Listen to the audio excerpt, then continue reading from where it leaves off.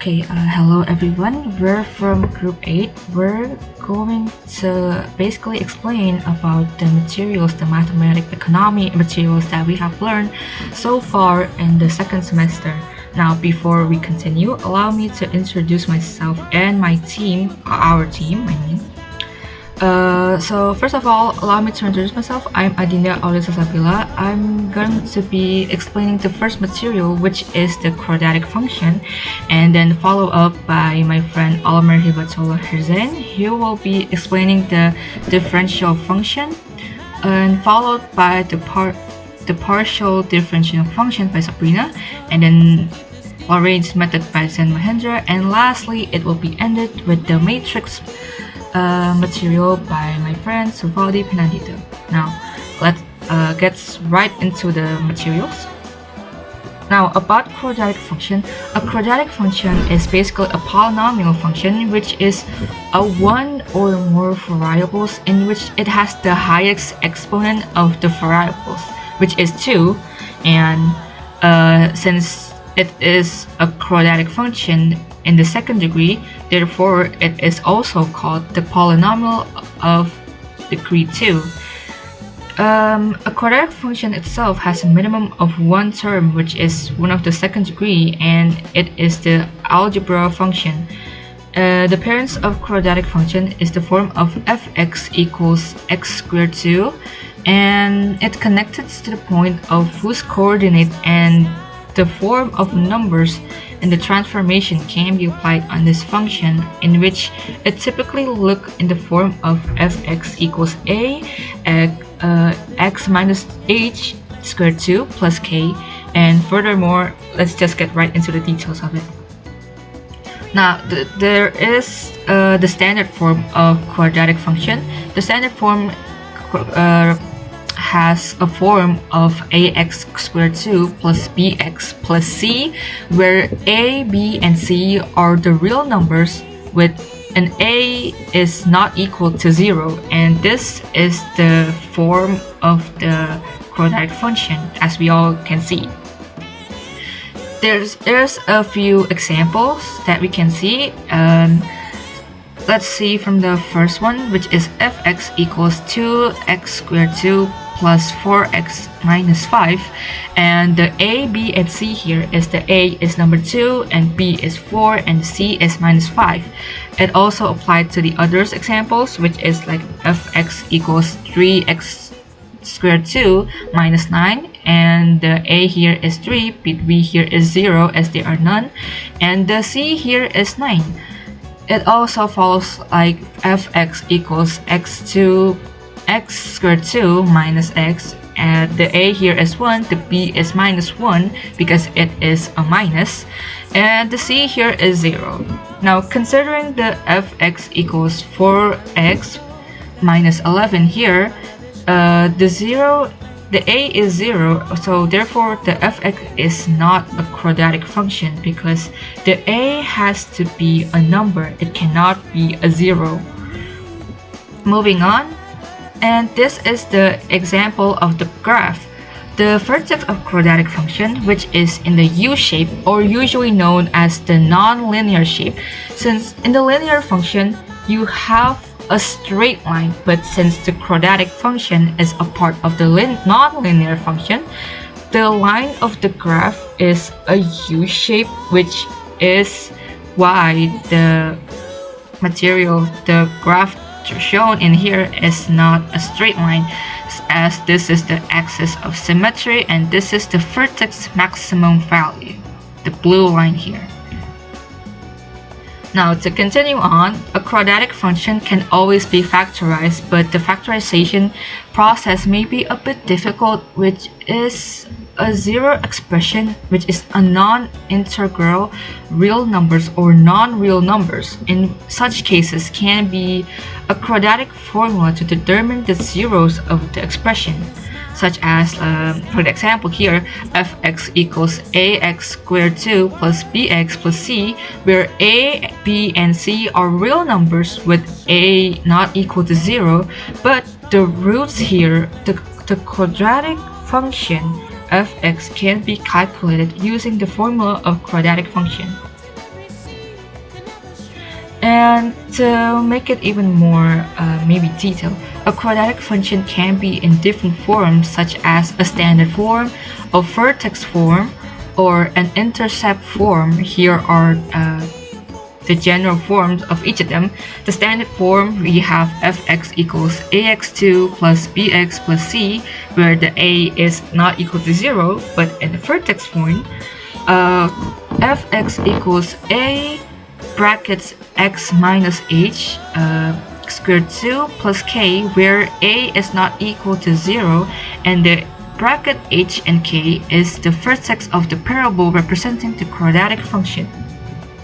In the intercept form, it is shown to be like fx equals a bracket x minus p bracket x minus q, where a is not equal to 0, and p and 0 and the q and the 0 here are the x-intercept of the parabol, representing the quadratic function. The parabola opens up upwards or downwards usually as per value of the variety here. If a is not more than 0, then the parabola is upwards, and a is less than 0, then the parabola is downwards. In the quadratic function itself, it is easy to convert it into the vertex form. As shown in the example here, we have fx equals 2x squared 2 minus 8x plus 3. Into the vertex form, we have to go step by step for it. Number one, we have to compare the given function, which is, since we have to look for the a, b, and c, the a here would be the 2, and the b here would be the minus 8, and the c here of course is 3. In the step 2, we have to find an h using the formula h, which is the minus b per 2a equals negative 8 per 2 bracket 2 equals 2. And the step 3, we have to find the k formula, which is using the formula k equals f bracket negative b per 2a equals f2, or we could see here 2 bracket 2 squared 2 minus 8 per 2 plus 3 equals 8, negative 16 plus 3 equals negative 5, and the substitute here after we turn it into the vertex form would be fx equals 2 bracket x2 squared 2 negative 5. Let's just go to this one. Now this is the example under the graph function. This is the graph of the quadratic function.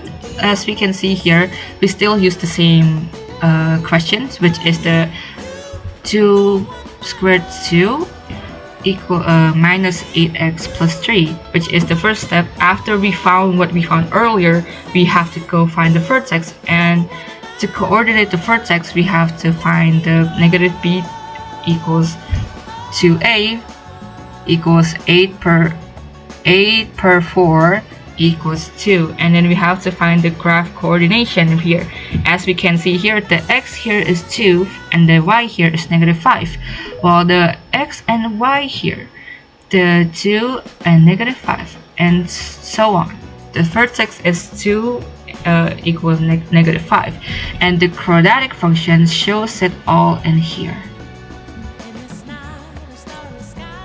And I think that is all from the quadratic function. We'll be going to the next material, which is going to be explained by Omar. Thank you very much for your time, and have a good day. Assalamualaikum warahmatullahi wabarakatuh. My name is Almar Abdullah Herzain. Today I will presenting a topic from the subject Mathematics for Economics and Businesses, which is differentiation basic concept. Okay, I chose this topic because differentiation is a fundamental concept that is not only important in mathematics but also in economic and businesses. By understanding derivatives, we can analyze how one variable changes in relation to another, which is very useful in making businesses decisions.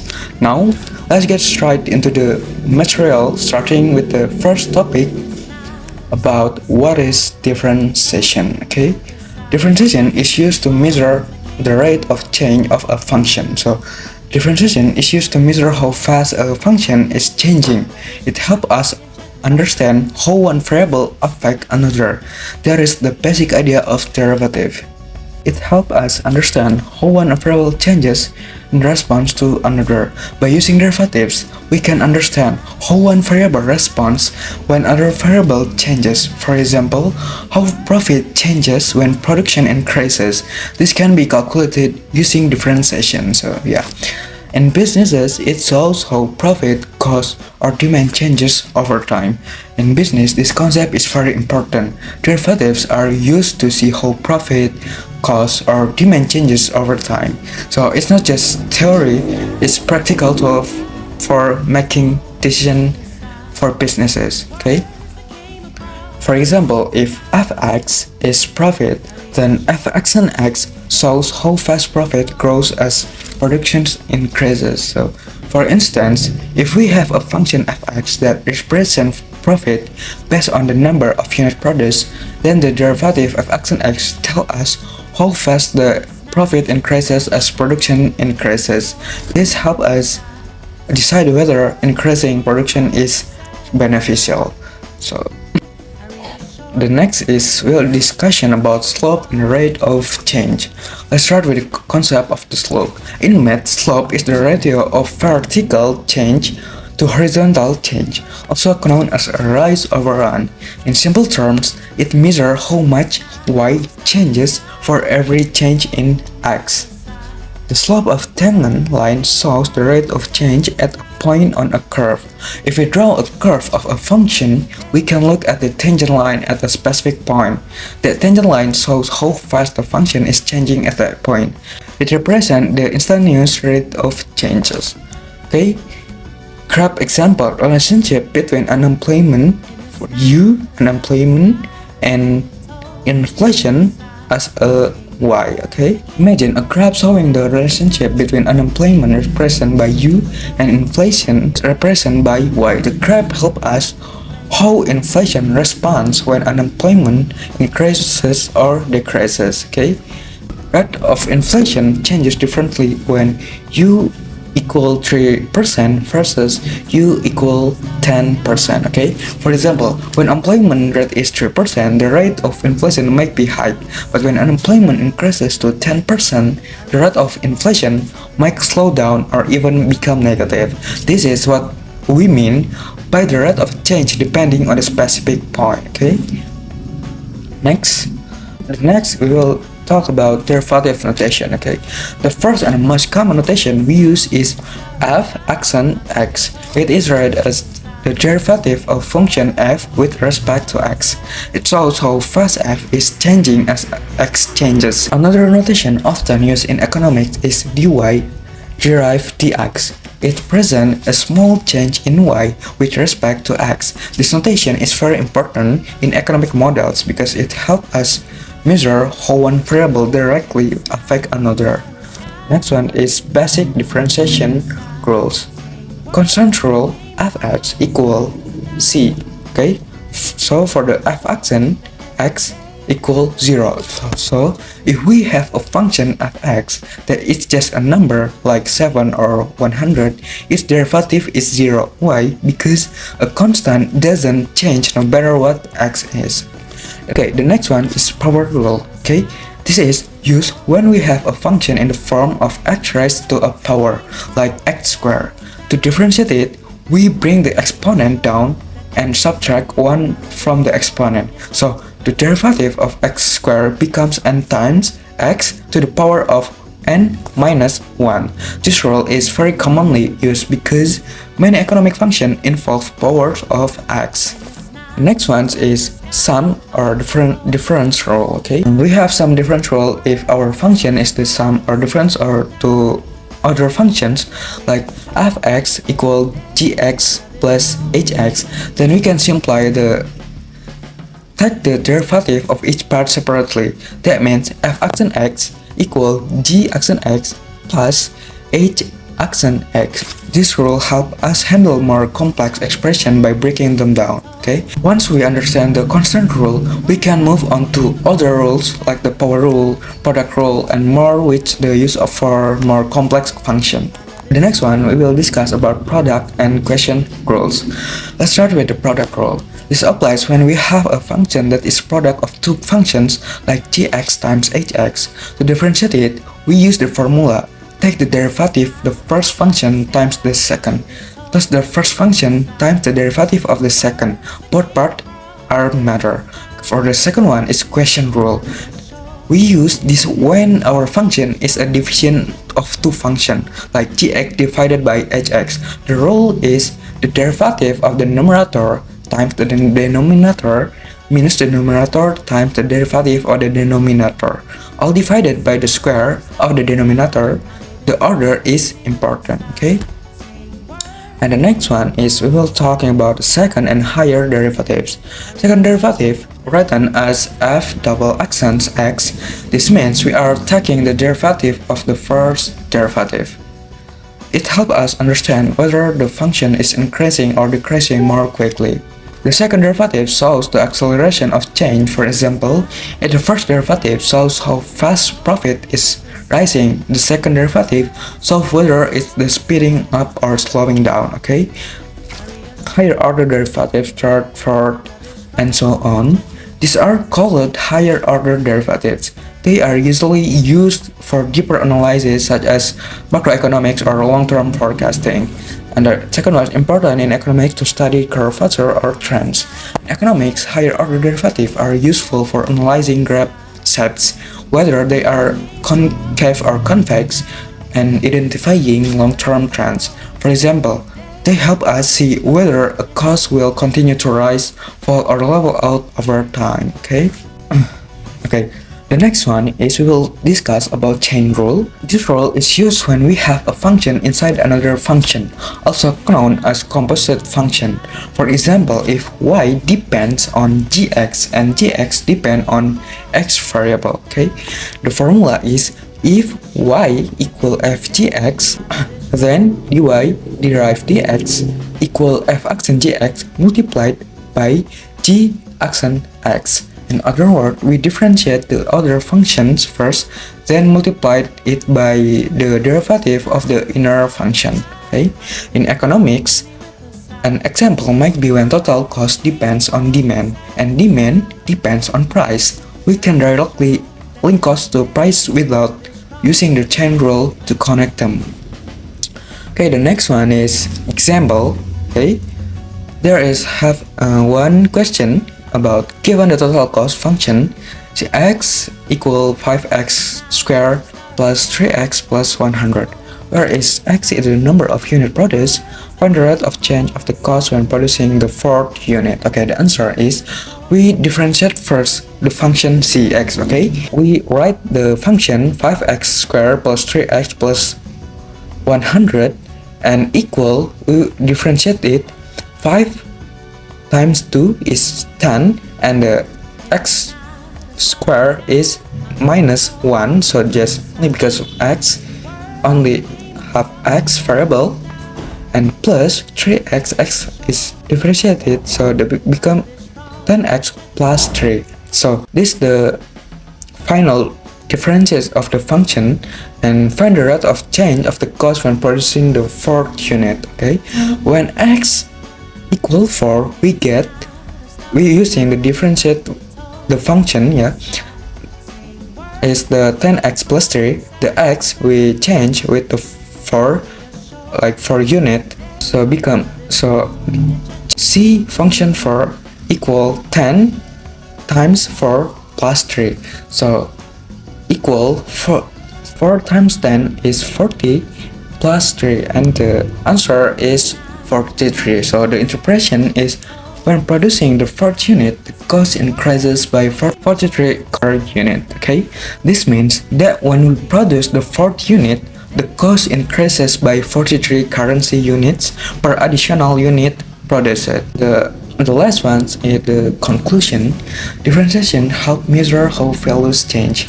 In conclusion, differentiation is a powerful mathematical tool for measuring how values change.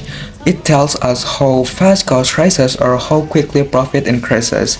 This concept is only used in math, widely used in economics for analyzing cost, revenue, and profit function. So, understanding differentiation is not just about solving math problems, it's about recognizing change, predicting outcomes, and applying it in real economic situation. Okay, so that's my presentation on the basic of derivatives. Thanks for your attention. Assalamualaikum warahmatullahi wabarakatuh. Hello everyone, I'm Sabrina and I will be presenting a topic that is very useful in the field of mathematical economics, which is partial differential function. And this presentation we will explore the meaning, application, and the example of the partial differential function, especially in optimization problems. Let's get it. So, and the first is application of partial differential function. Optimization in mathematical economics means finding the best solution, usually to maximize profit or minimize cost. There are two major types to optimization. In the first is unconstrained optimization, where there are no restriction on the variable, and the second is optimization with constraints, where the solution must meet certain conditions like budget or resource limitation. One popular method for the second type is the Lagrange multiply technique. Let's first talk about optimization without constraints. This method involves finding the maximum or minimum values of the function without my limitation. Typically, we deal with function of two variables represented as f, x, and y. We aim to find critical points where the first partial derivative are equal to 0, indicating a possible maximum, minimum, or saddle points. So let's the step-by-step process of the optimization. For the first, let's calculate the first partial derivative and set them to 0 to find stationary points. So the dou f derivative by dou x equals 0 and dou f to derivative dou y equals 0. The second, calculate the second partial derivative to check concavity from the first partial derivative we derive again. The third, the Hessian matrix and compute its determinant of classification, the nature of the stationary points. And the last, based on the determinant and second derivative, we can determine if the point a local maximum, minimum, or neither. For the question, is given the equation function x and y equals x quadratic plus y quadratic plus 4x and 6y plus 10. Determine the stationary points and then determine whether it is a maximum or minimum. So let's answer the question. Find the first derivative for dou f to dou y. For dou f to dou x equals 2x plus 4 equals it's 0. So 2x equals mean 4, x equals it's mean 2, and then for dou f to dou y equals 2y plus 6 equals it's 0. So 2y equals minus 6, y equals it's minus 3. Let's find the second derivative.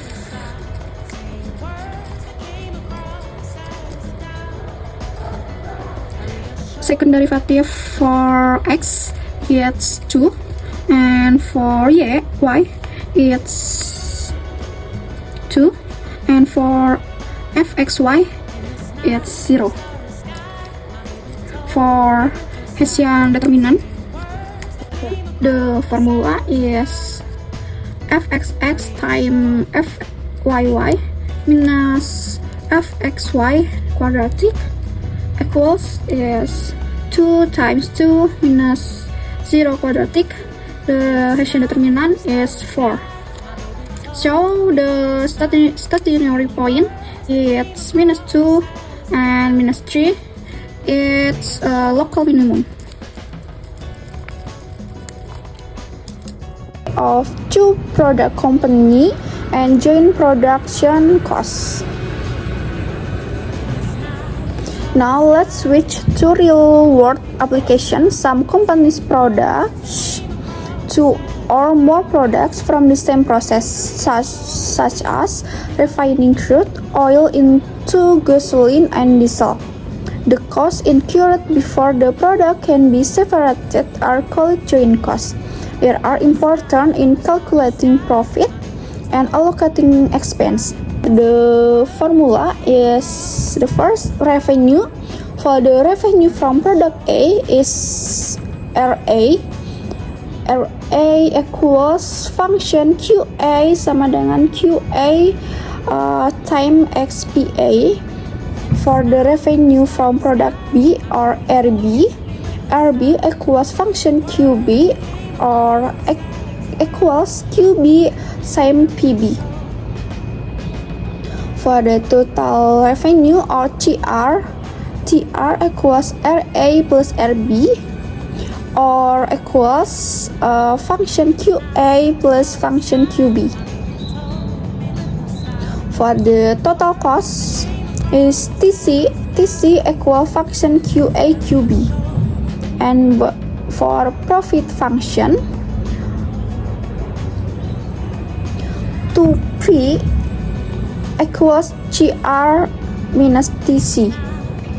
To maximize profit, use the first derivative, the profit to the QA it's equals 0, and the profit to the QB equals to 0. Let's do for example. For the example is the question is a company produces 2 products. Is product A produced in X units and product B produced in Y unit. The price of product A is 100 minus X, and the price of the product B is 100 minus Y. So the total production cost is CXY equals X quadratic plus XY plus Y quadratic. For the question A, what value of X and Y will maximize the profit? And for B, what is the maximum profit obtained? Let's answer for question. That's the answer. It's RA equals is X times 100 minus X equals is 100X minus X quadratic. For RB is Y times 100 minus Y equals is 100Y minus Y quadratic.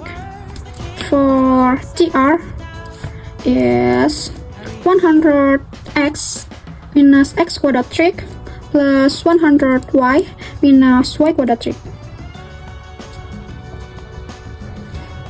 For the profit is 100 X minus X quadratic plus 100Y minus Y quadratic minus X quadratic plus XY plus Y quadratic equals is 100X plus 100Y minus 2X quadratrix minus XY minus 2Y quadratrix. So for first derivative for the profit to do x is 100 minus 4x minus y equals 0. So y equals 100 minus 4x. Y equals 100 minus 4 times 20. Y equals is 20. So for the profit to the y equals is 100 minus x minus 4y equals 0. So 100 minus x minus 4, yeah, y is 20 equals 0. Minus x equals minus 100 minus 80. So x equals is 20. For PA is 100 minus x, so 100 is x is 20. For PA is 80. For PB 100 minus y, 100 minus y is 20, so equals is 80. For TR 100 times 20 minus 20 quadratic plus 100 times 20 minus 20 quadratic, so TR equals is 3200. For TC it's 20 quadratic plus 20 times 20 plus 20 quadratic, so TC equals is 1200. So the profit, the formula is TR minus TC, so 3100 minus 1200, so the profit is 2000. Let's move to consumer theory. Partial marginal utility describes how much additional satisfaction a consumer gets from consuming one more unit of a specific good. Assuming the consumption of other goods stay the same, it's a crucial idea for understanding consumer choice. If utility defines on two goods, let's say x and y, we can write the utility function as u equals function x and y. Taking partial derivative give us the marginal utility of each good, and this helps us find the combination of goods that gives the highest utility under the given budget. So for the example for this material, the question is consumer satisfaction from the consumption of goods x and y is evaluated by the utility function. The function is u equals 24x plus 32y minus x quadratic minus y quadratic. For the question first, formulate the marginal utility function. 2. Determine the value of x and y that maximize the utility. 3. Find the maximum utility value. So in this example, we are given a utility function and x to derive the marginal utility function, find the value of x and y, the maximum utility, and the last calculate the maximum utility. Let's answer the question. For the first, find the first derivative for the u to the x equals is 24 minus 2x. So the second derivative for x it's minus 2. For the u to the y equals is 32 minus 2y. So second derivative for y it's minus 2. So fxy equals 0. For the value of x is 24 minus 2x equals 0. So 2x equals 24, x equals is 12. For the value y is 32 minus 2y equals 0, 2y equals 32, y equals is 16. For the Hessian determinant, the formula is d equals fxx times fyy minus fxy quadratic. So for the fxx is minus 2 times for fyy is minus 2 minus fxy is 0 quadratic. So the Hessian determinant is 4 and 4 is local maximum. For the utility point 1216 is 24 times 12 plus 32 times 16 minus 12 quadratic minus 16 quadratic. So the utility of point 1216 is 400. So thank you so much for your attention. I hope this presentation has helped you understand the importance of partial differential function in economic application. And see you.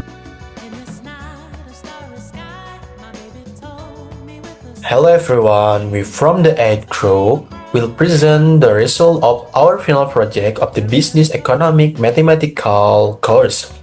I'm Zen Mahendra. In this presentation, I will explain the material of Wix-Portim Lagrange method. This is our group.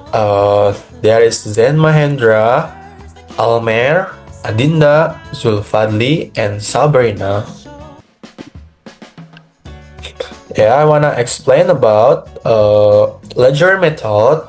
So the Lagrange method, also known as the method of Lagrange multipliers, is a mathematical technique used in multivariable calculus to find the local maximum or minimum of a function when the values of the variable are restricted by one or more constraint equation by introducing an auxiliary variable called the Lagrange multiplier that links the gradient of the objective function to the gradient of the constraint, allowing us to solve the optimization problem by solving a system of equations derived from the gradients. So, Lagrange method to find the maximum value of the function f x point y exalt f x y f x point y exalt x y under the constraint x plus y exalt 10 x plus y exalt 10. We use the Lagrange method by forming the Lagrange like L x y lambda exalt x y min lambda x plus y min 10 L x point y x lambda x y point lambda exalt x y min lambda. So x plus y min 10, then taking the partial derivatives with respect to x y and double lambda, solving the resulting system of equation to get x exalt 5 x exalt 5 and y exalt 5y exalt 5, which give us the maximum value at 5.5 exalt 25 f 5.5 exalt 25. Still in Lagrange method, like gradient f x point y exalt lambda gradient g x point y g x y exalt 0 constraint g x y exalt 0 constraint. So we enter the main purpose to Lagrange method to optimize a function, maximize or minimize, while respecting a constraint, a rule or condition. So we are into the question. Determine the extreme value of z from the function z equals 2x plus 2y with the condition x squared plus y squared equals 8. Explain the type of extreme value. Alright guys, I wanna answer that question before. Objective function, so z equals 2x, 2 variable x plus 2 variable y. Constraint x squared plus y squared equals 8. So next to x, y lambda equal to x variable plus 2y variable mean lambda x squared plus y squared mean 8. So continue is answer like this, yeah. So I will to continue to final answer like maximum value 8 at 2.2, minimum value mean 8 at mean 2 point mean 2. So thank you so much for attention. I'm Zen Mahendra. Bye bye. Assalamualaikum warahmatullahi wabarakatuh. Hello, my name is Sufali Binanito Sidki. Name is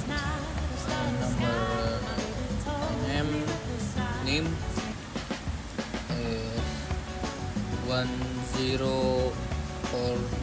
1240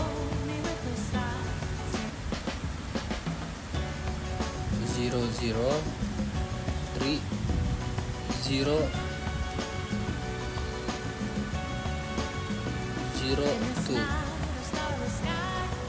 Okay,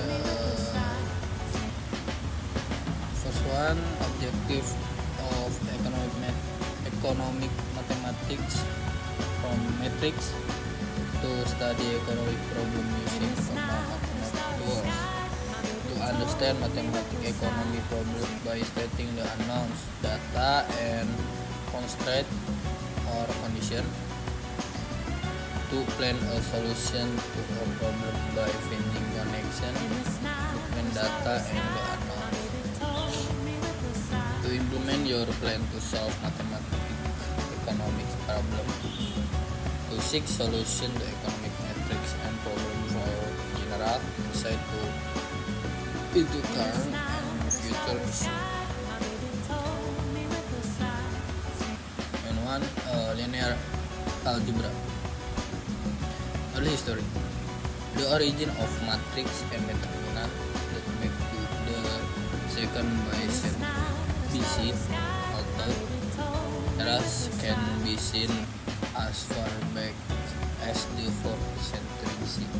However, the concept was not considered part of commonly used matrix until the late 16th century. Okay,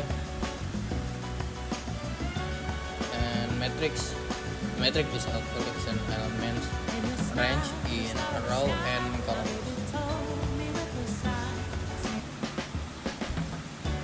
One, A and B are the diagonal elements.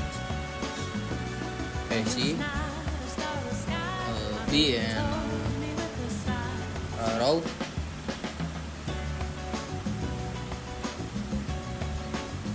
AB. Matrix one example. A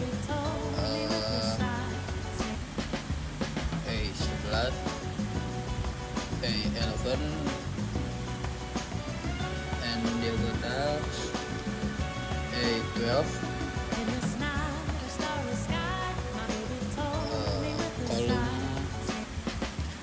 A 12, 21 and diagonal a 22 and B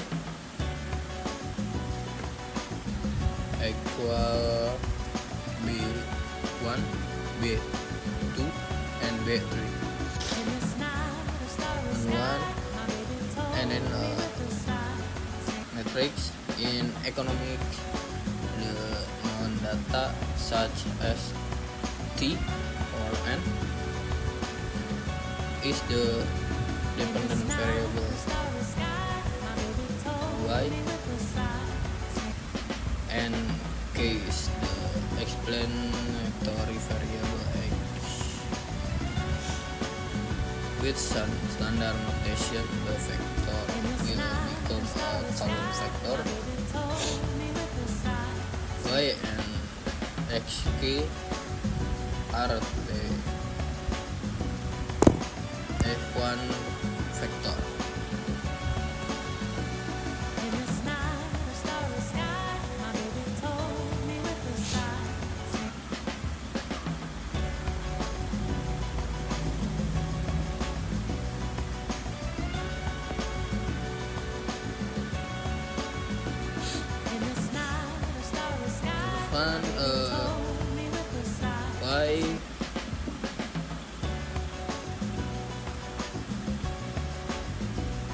Y1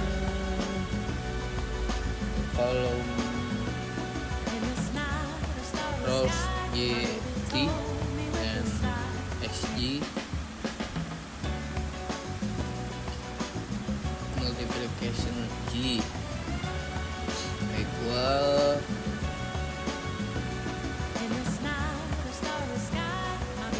XG1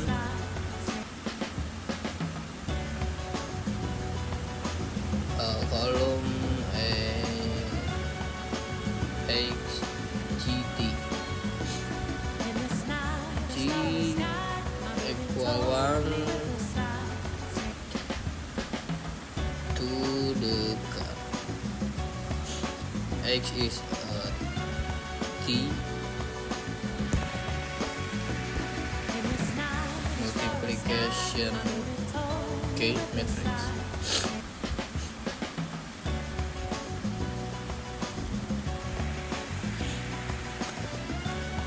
X equal X11 column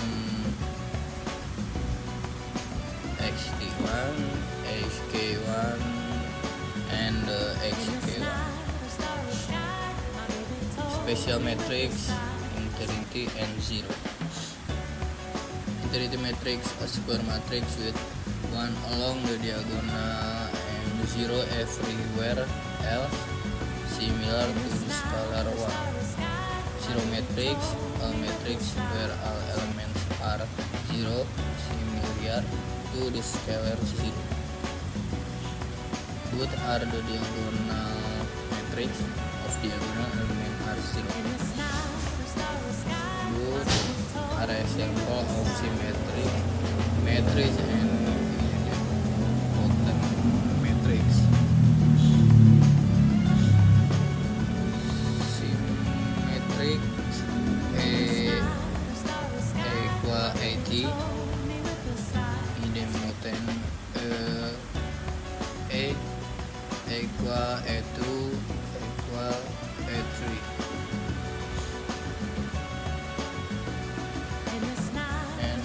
Elementary row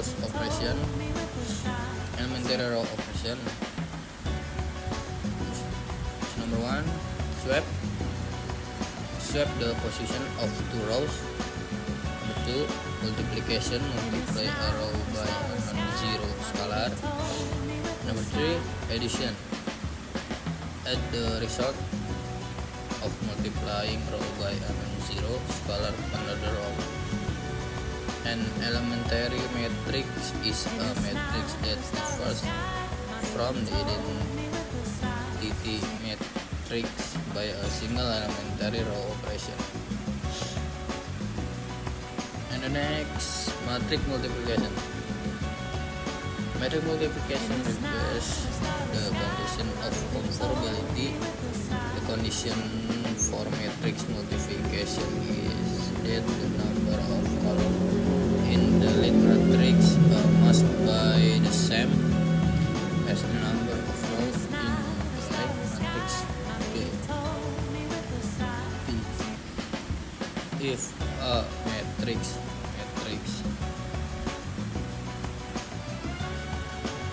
M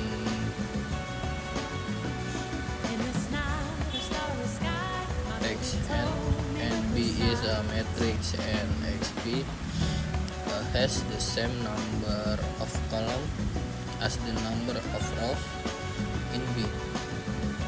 Then find a B. A B is a matrix MXP with the each element being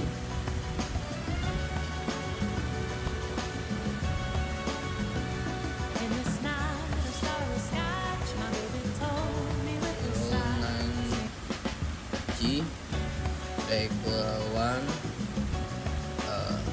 IG B G K. What are the dimensions of the vector matrix and the result? First one, AB equal A11 A12 B11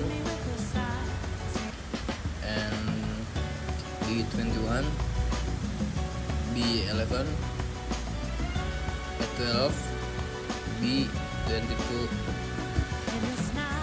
B13 and B23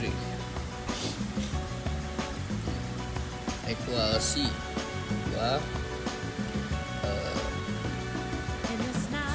C11 C12 and C13 and equal from AB and C A11 and B11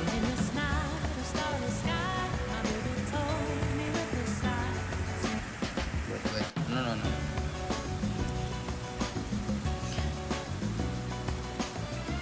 A11 and B11 ini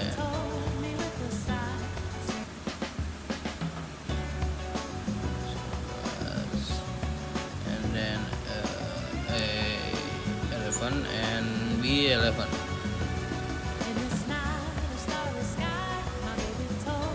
answer B11 plus A12 plus and next A11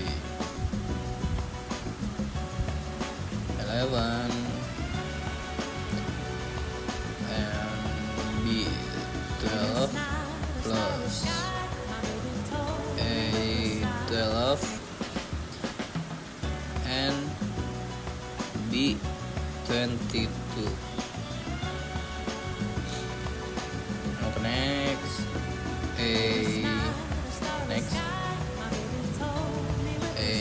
A11 B13 plus A12 and then B23. Okay, dimension A1 1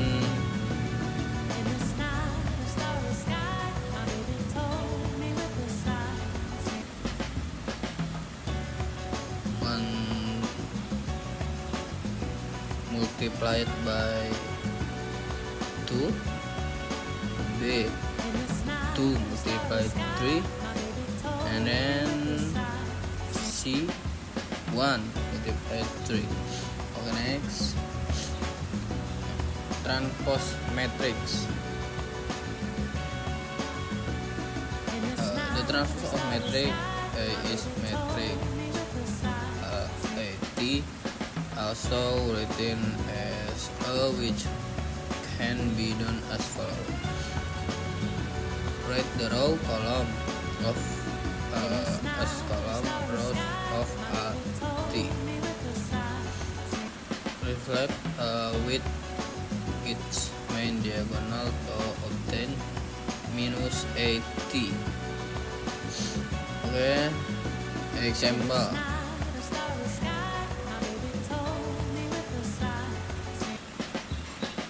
A equal 3 1 8 0 minus 9 and 4, and then A equal 3 8 minus 9 104. Okay, and next, in economic matrix, as important metric is X. Remember X, and X equal X11 column xt1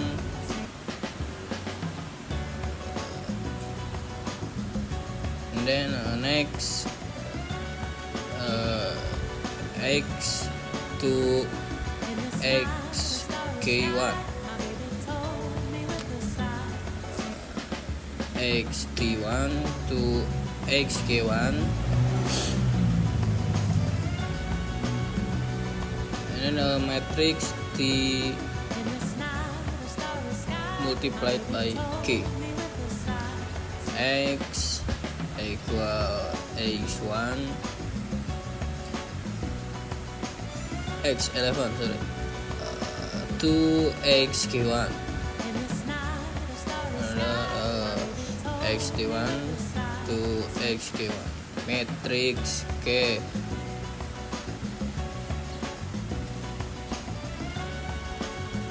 multiplied T,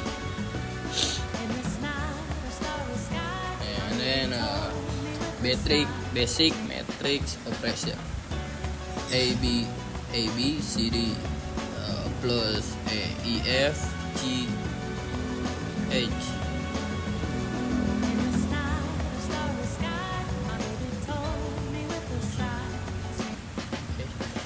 Equal A plus E, C plus G, B plus F, D plus H. A, B, C, D, E, F, G, H, and minus. What minus? Minus A mean A, and then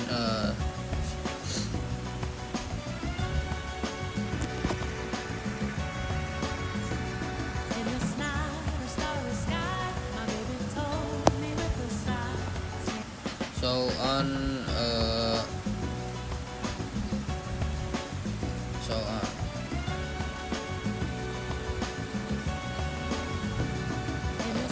answer of number and A B C D E F G H equal A E from, and then plus B G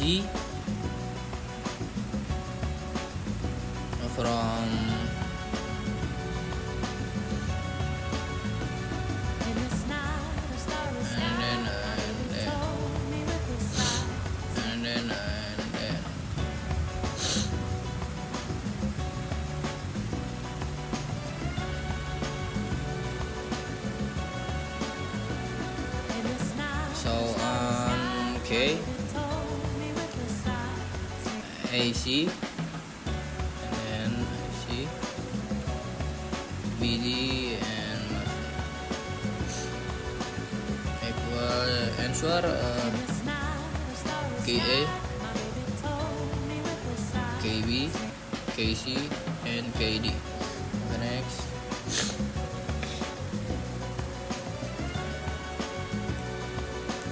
Example metric basic operation, metric addition, and so 5 to 7 11 to 2 plus 3 and answer 5. 1 plus 1 and answer 2. 5 plus 0 equal 7. 9 plus 2 equal 11. Matrix subtraction. 2 min 1 equal 1. So metric multiplication 2 1 1 0 7 9 2 3 equal 2 minus 1 and 1. 7 minus 2 5 and so on. Thank you so much from matrix